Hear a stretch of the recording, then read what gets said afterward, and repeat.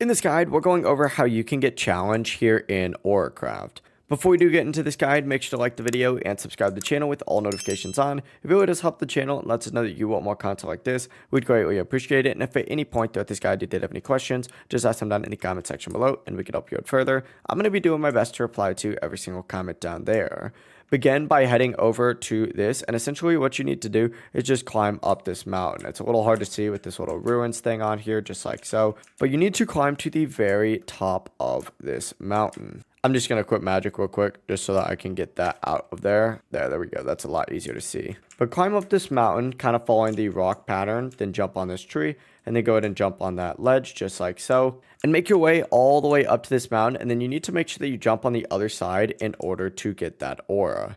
It really is as simple as that. You just need to climb up this little hill and you're good to go. If you guys did have any questions, just ask them down in the comment section below and we can help you out further. I'm going to be doing my best to reply to every single comment down there. Before you do leave this guide though, make sure to like the video and subscribe to the channel with all notifications on. If it really just helps out, lets us know that you want more content like this. We'd greatly appreciate it. Have a great rest of your day though.